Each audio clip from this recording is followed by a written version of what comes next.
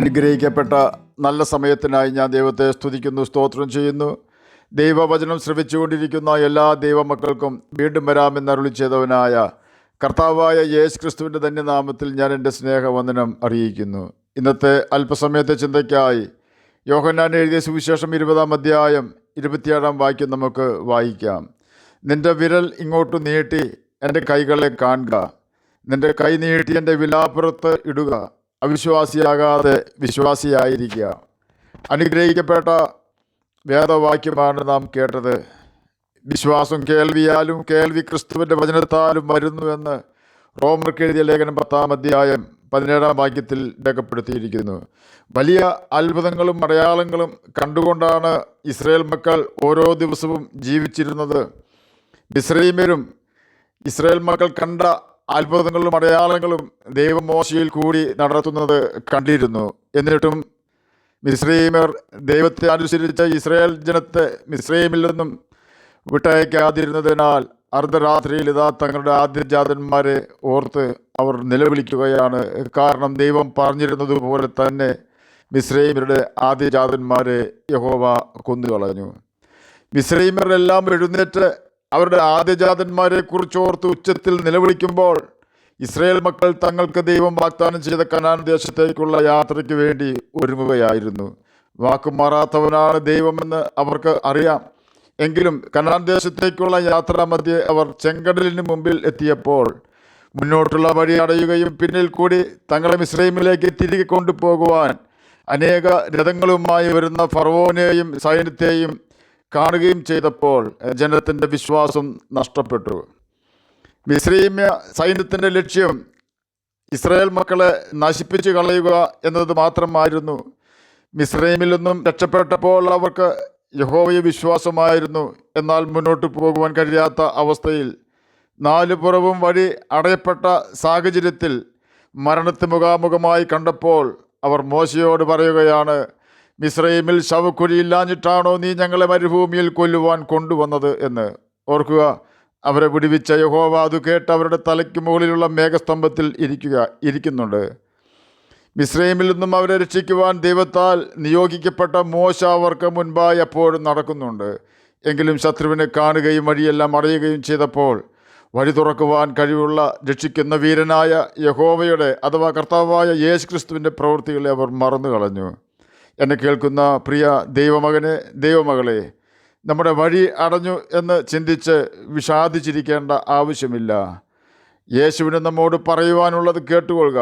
അവിശ്വാസിയാകാതെ വിശ്വാസിയായിരിക്കുക. അപ്പോസ്തലനായ തോമസിനോട് മാത്രമല്ല, നമ്മോടും യേശുവിന് അത് മാത്രമേ പറയുവാനുള്ളൂ. നമ്മുടെ വിശ്വാസം വർദ്ധിക്കുവാനുള്ള മാർഗം യേശുവുമായി ബന്ധമില്ലാത്ത വ്യക്തികളോട് കൂടുതൽ സമയം ചിലവഴിക്കാതിരിക്കുക എന്നതാണ്. യേശുവിനെ കൃത്യമായി അറിയാത്ത വ്യക്തികൾ തെറ്റായ ഉപദേശം നമുക്ക് തരികയും നമ്മുടെ നോട്ടം യേശുവിൻ്റെ മുഖത്തു നിന്നും മാറുവാൻ അത് മുഖാന്തരമായി തീരുകയും ചെയ്യും. യേശുവിനെ സ്വന്തം രക്ഷിതാവായി സ്വീകരിച്ച് പാപം ചെയ്യാതെ ജീവിക്കുന്ന വ്യക്തികൾക്ക് ദൈവം തൻ്റെ ആത്മാവിനാൽ കൊടുക്കുന്ന നല്ല മനസാക്ഷി നഷ്ടപ്പെടുത്താതിരിക്കുവാൻ നാം ശ്രദ്ധിക്കണം. കാരണം നാം നമ്മുടെ നല്ല മനസാക്ഷി തള്ളിക്കളഞ്ഞാൽ നമ്മുടെ വിശ്വാസക്കപ്പൽ മുങ്ങിപ്പോകുമെന്ന് ബൈബിൾ നമ്മെ പഠിപ്പിക്കുന്നു. ക്രിസ്തുവിൻ്റെ വചനക്കേൾവിയാൽ നമുക്ക് വിശ്വാസം വർദ്ധിക്കും എന്ന് റോമർക്ക് എഴുതിയ ലേഖനം 10-ാം അധ്യായം 17-ാം വാക്യത്തിൽ രേഖപ്പെടുത്തിയിരിക്കുന്നു. യേശുവിനോട് കൂടെ ജീവിച്ച് യേശു തൻ്റെ ശിഷ്യന്മാരെ ഇരണ്ടായി സുവിശേഷ വേലയ്ക്ക് അയച്ചപ്പോൾ അവരോട് കൂടെ യേശുവിൻ്റെ വാക്ക് കേട്ട് പോവുകയും വലിയ അത്ഭുതങ്ങൾ കാണുകയും വലിയ അത്ഭുതങ്ങൾ പ്രവർത്തിക്കുകയും ചെയ്ത വ്യക്തിയാണ് അപ്പോസ്തലനായ തോമസ്. ക്രൂശിക്കപ്പെട്ട് മരിച്ച് അടക്കപ്പെട്ട് 3-ാം ദിവസം ഉയിർത്തെഴുന്നേറ്റവനായ യേശു താൻ ഉയിർത്തെഴുന്നേറ്റു എന്ന് കേട്ടവരും കണ്ടവരും തോമസിനോട് പറഞ്ഞപ്പോൾ അവരോട് തോമസ് പറയുകയാണ്, ഞാൻ അവൻ്റെ കൈകളിലെ ആണിപ്പഴുതിൽ വിരൽ ഇടുകയും വിലാപ്പുറത്ത് കൈ ഇടുകയും ചെയ്ത് മാത്രമേ അവന് വിശ്വസിക്കുകയുള്ളൂ എന്ന്. കാരണം യേശു ഉയർക്കുമെന്ന് ആർക്കും വിശ്വസിക്കുവാൻ കഴിയാതെ വണ്ണം അത്രമാത്രം അവൻ വിരൂപമാക്കപ്പെട്ടിരുന്നു. നമ്മുടെ വിശ്വാസം സാധാരണ വിശ്വാസമാണെങ്കിൽ പ്രതികൂലങ്ങൾ വരുമ്പോൾ നമ്മുടെ വിശ്വാസം നഷ്ടപ്പെട്ടു പോകുവാൻ സാധ്യതയുണ്ട്. പല വിധത്തിലുള്ള വിശ്വാസത്തെക്കുറിച്ച് ബൈബിൾ നമ്മെ പഠിപ്പിക്കുന്നുണ്ട്. അതിൽ ഒന്നാമത്തെ വിശ്വാസമാണ് നിർജീവ വിശ്വാസം അഥവാ ചത്ത വിശ്വാസം. യാക്കോബിൻ്റെ ലേഖനം 2-ാം അധ്യായം 20-ാം വാക്യത്തിൽ ഇപ്രകാരം രേഖപ്പെടുത്തിയിരിക്കുന്നു: പ്രവൃത്തിയില്ലാത്ത വിശ്വാസം നിർജീവമാണ്. അതായത് ദൈവവചനം അനുസരിക്കാതിരിക്കുന്ന ഒരു വ്യക്തിക്ക് ദൈവം ചെയ്യുന്ന അത്ഭുതങ്ങളെ കാണുമ്പോഴും ദൈവം ചെയ്ത അത്ഭുതങ്ങളെക്കുറിച്ച് കേൾക്കുമ്പോഴും ഉണ്ടാകുന്ന ഒരു തരം വിശ്വാസമാണ് ഈ വിശ്വാസം. ഈ വിശ്വാസത്തിന് ആയുസ് കുറവാണ്. ദൈവപ്രവൃത്തി കാണാത്തപ്പോഴും കേൾക്കാത്തപ്പോഴും ആ വിശ്വാസം നമുക്ക് നഷ്ടമായി എന്ന് വരാം. അടുത്ത ഒരു വിശ്വാസം പിശാചിനുള്ള വിശ്വാസമാണ്. സാത്താൻ ദൈവത്തിൽ വിശ്വസിക്കുകയും വിറയ്ക്കുകയും ചെയ്യുന്നു എന്ന് ബൈബിളിൽ രേഖപ്പെടുത്തിയിരിക്കുന്നു. നിരീശ്വരവാദികൾ ദൈവമില്ല എന്ന് പറഞ്ഞാലും ഒരിക്കലും സാത്താൻ അത് പറയുകയില്ല.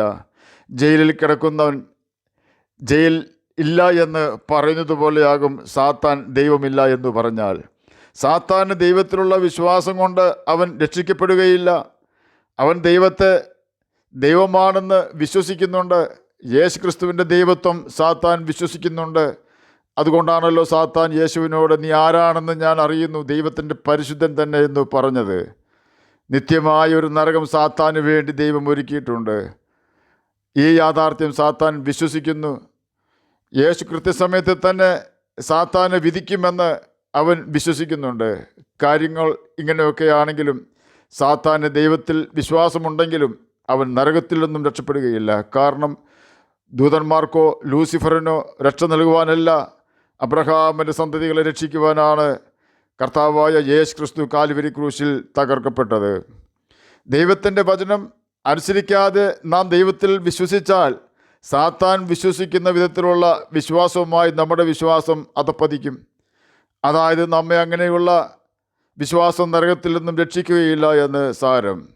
അടുത്ത വിശ്വാസമാണ് ശരിയായ വിശ്വാസം. ആ വിശ്വാസം ശക്തിയേറിയ വിശ്വാസമാണ്. ഈ വിശ്വാസമുള്ള വ്യക്തിയുടെ സ്വഭാവത്തിൽ മാറ്റമുണ്ടാകും. ഒരു വ്യക്തിയുടെ ജീവിതത്തെ, പ്രത്യേകിച്ച് പാപ സ്വഭാവത്തെ അഥവാ സിൻഫുൾ നേച്ചർ മാറ്റി ഒരു വിശുദ്ധ സ്വഭാവം ആ വ്യക്തിയിൽ വരുത്തുന്ന വിശ്വാസമാണ് യഥാർത്ഥ വിശ്വാസം. സക്കായിക്കും യേശുവിൻ്റെ കാലിൽ കണ്ണുനീർ കൊണ്ട് നനച്ച് തലമുടി കൊണ്ട് തുടച്ച് തൈലം പൂശിയ മറിയയ്ക്കും അപ്രകാരമുള്ള വിശ്വാസമായിരുന്നു ഉണ്ടായിരുന്നത്. ഈ വിശ്വാസത്തിൻ്റെ പ്രത്യേകത യേശു അവരുടെ ഹൃദയത്തിൽ പ്രവേശിക്കും എന്നതാണ്. ആ വിശ്വാസം നമുക്ക് ലഭിക്കണമെങ്കിൽ നിശ്ചയമായും ദൈവവചനം നാം അനുസരിക്കണം.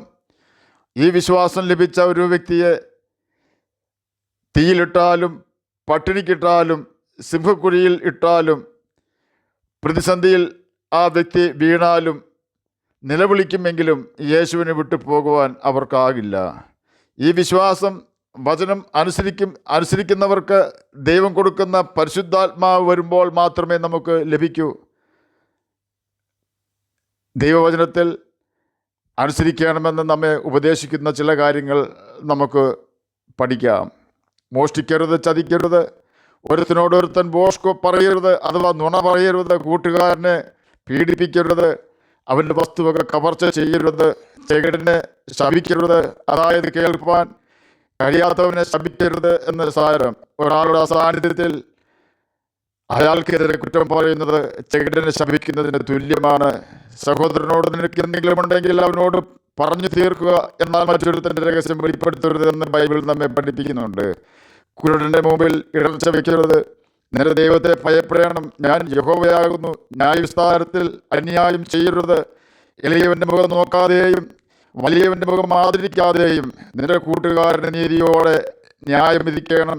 നിന്റെ ജനത്തിൻ്റെ ഇടയിൽ ലേഷണി പറഞ്ഞ് നടക്കരുത്, കൂട്ടുകാരൻ്റെ മരണത്തിനായി നിഷ്കർഷിക്കരുത്, സഹോദരൻ നിന്റെ ഹൃദയത്തിൽ ദ്വേഷിക്കരുത്, കൂട്ടുകാരൻ്റെ പാപം നിന്റെ മേൽ വരാതിരിക്കുവാൻ അവന് താല്പര്യമായി ശാസിക്കണം. പ്രതികാരം ചെയ്യരുത്, നിന്റെ ജനത്തിൻ്റെ മക്കളോട് പകവയ്ക്കരുത്, കൂട്ടുകാരൻ നിന്നെ പോലെ തന്നെ സ്നേഹിക്കണം. നിങ്ങൾ എൻ്റെ ചട്ടങ്ങൾ പ്രമാണിക്കണം. ലേവ്യ പുസ്തകം 19-ാം അധ്യായം 11 മുതൽ 20 വരെയുള്ള വാക്യങ്ങളാണ് നാം കേട്ടത്. ലേവ്യ പുസ്തകം 19-ാം അധ്യായം 26-ാം വാക്യത്തിൽ ആഭിചാരം ചെയ്യരുത്, മുഹൂർത്തം നോക്കരുതെന്ന് രേഖപ്പെടുത്തിയിരിക്കുന്നു. നമുക്ക് സൗമ്യതയും താഴ്മയും ഉണ്ടാകണം. നാം ലോകത്തിൻ്റെ ഉപ്പാകണം, ലോകത്തിൻ്റെ വെളിച്ചമാകണം. നിങ്ങളുടെ സ്വർഗീയ പിതാവ് സൽഗുണപൂർണനായിരിക്കുന്നത് പോലെ നിങ്ങൾ നിങ്ങളും സൽഗുണപൂർണ്ണർ ആകുവിൻ എന്ന് മത്തായി എഴുതിയ സുവിശേഷം 5-ാം അധ്യായം 48-ാം വാക്യത്തിൽ രേഖപ്പെടുത്തിയിരിക്കുന്നു. പുഴുവും തുരുവും കെടുക്കുകയും കള്ളന്മാർ തുറന്ന് മോഷ്ടിക്കുകയും ചെയ്യുന്ന ഈ ഭൂമിയിൽ നിങ്ങൾ നിക്ഷേപം സ്വരൂപിക്കരുതെന്ന് മത്തായി എഴുതിയ സുവിശേഷം 6-ാം അധ്യായം 19-ാം വാക്യത്തിലും, പുഴുവും തുരുവും കെടുക്കാതെയും കള്ളന്മാർ തുറന്ന് മോഷ്ടിക്കാതെയും ഇരിക്കുന്ന സ്വർഗത്തിൽ നിക്ഷേപം സ്വരൂപിക്കണമെന്ന് മത്തായി എഴുതിയ സുവിശേഷം 6-ാം അധ്യായം 20-ാം വാക്യത്തിലും, നിന്റെ നിക്ഷേപം ഉള്ളിടത്ത് നിന്റെ ഹൃദയം ഇരിക്കുമെന്ന് മത്തായി എഴുതിയ സുവിശേഷം 6-ാം അധ്യായം 21-ാം വാക്യത്തിലും രേഖപ്പെടുത്തിയിരിക്കുന്നു. ഒന്നിനെക്കുറിച്ചും വിചാരപ്പെടരുത് എന്ന് മത്തായി എഴുതിയ സുവിശേഷം 6-ാം അധ്യായം 25-ാം വാക്യത്തിലും, മുമ്പേ അവന്റെ രാജ്യവും നീതിയും അന്വേഷിപ്പിൻ, അതോടുകൂടി ഇതൊക്കെ നിങ്ങൾക്ക് കിട്ടും എന്ന് മത്തായി എഴുതിയ സുവിശേഷം 6-ാം അധ്യായം 33-ാം വാക്യത്തിലും രേഖപ്പെടുത്തിയിരിക്കുന്നു. ആകയാൽ എൻ്റെ ഈ വചനങ്ങൾ കേട്ട് ചെയ്യുന്നവനൊക്കെ ഈ പാറമേൽ വീട് പണിത ബുദ്ധിയുള്ള മനുഷ്യനോട് തുല്യരാകുന്നു എന്ന് മത്തായി എഴുതിയ സുവിശേഷം 7-ാം അധ്യായം 24 മുതൽ 27 വരെയുള്ള വാക്യങ്ങളിൽ രേഖപ്പെടുത്തിയിരിക്കുന്നു.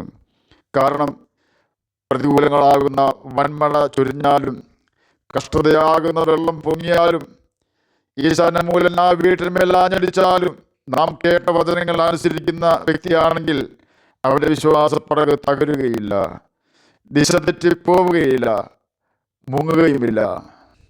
അപ്രകാരം ഉളവാകുന്ന വിശ്വാസം നമ്മെ സ്ഥിതിയിൽ എത്തിക്കുകയും ചെയ്യും. അതുകൊണ്ട് കർത്താവായ യേശു ക്രിസ്തു നമ്മോട് പറയുകയാണ്, അവിശ്വാസിയാകാതെ വിശ്വാസിയായിരിക്കുക എന്ന്. നമ്മുടെ നാഥൻ്റെ കൽപ്പന അനുസരിച്ചുകൊണ്ട് നമുക്ക് അവൻ്റെ മുഖത്തേക്ക് നോക്കി യഥാർത്ഥ വിശ്വാസം ഉള്ളവരായി ജീവിക്കാം. അവൻ്റെ കൽപ്പനകൾ പ്രമാണിച്ചുകൊണ്ട് ജ്യോതിഷികളെ പോലെ തിളങ്ങാം. അതിന് കർത്താവ് നമ്മെ സഹായിക്കട്ടെ എന്ന് പ്രാർത്ഥിച്ചുകൊണ്ട് ഞാൻ എൻ്റെ വാക്കുകൾ വിരമിക്കുന്നു. നമുക്ക് പ്രാർത്ഥിക്കാം. ഞങ്ങളെ സ്നേഹിക്കുന്ന സ്വർഗീയ പിതാവേ, നല്ല വചനത്തിനായി ഇങ്ങനെ സ്തുതിക്കുന്നു, സ്തോത്രം ചെയ്യുന്നു. എന്നെ കേൾക്കുന്ന ഏതെങ്കിലും പ്രിയപ്പെട്ടവർ സമാധാനമില്ലാത്തവരായി ജീവിക്കുന്നെങ്കിൽ അവർക്ക് സമാധാനം കൊടുക്കുകയാണ്. പീഡിപ്പിക്കപ്പെടുന്ന സകല ജനങ്ങളെയും അങ്ങ് ആശ്വസിപ്പിക്കുകയാണേ. ദുഷ്ടൻ കാണാതോണം അവരുടെ മക്കളുടെ ചെറുകടിയിൽ മറക്കുകയാണേ. പഠിക്കുന്ന കുഞ്ഞുങ്ങൾക്ക് പഠിക്കുവാനുള്ള ബുദ്ധിയും ജ്ഞാനവും ഓർമ്മശക്തിയും കൊടുക്കുകയാണേ. വിവാഹപ്രായമായി നിൽക്കുന്ന എല്ലാ കുട്ടികളെയും ഓർത്ത് പ്രാർത്ഥിക്കുന്നു. തക്കതായ തുണകളെ കൊടുക്കണമേ. ഞങ്ങൾ ജീവനക്കാരുടെ കുഞ്ഞുങ്ങളും ആരാലും വഞ്ചിക്കപ്പെടുവാനുള്ളവരാതെ അവരെ സഹായിക്കുകയാണേ. അങ്ങനെ വചനം വായിക്കുവാനും ഗ്രഹിക്കുവാനും അതിന് പ്രകാരം ജീവിക്കുവാനും മടിയനെ കേൾക്കുന്ന അങ്ങയുടെ മക്കളെയും സഹായിക്കുകയാണേ. പ്രാർത്ഥന കേട്ടതിനായി സ്തോത്രം. യേശുവിൻ്റെ നാമത്തിൽ തന്നെ ആമേൻ. കർത്താവ് എല്ലാവരെയും അനുഗ്രഹിക്കട്ടെ. സ്തോത്രം.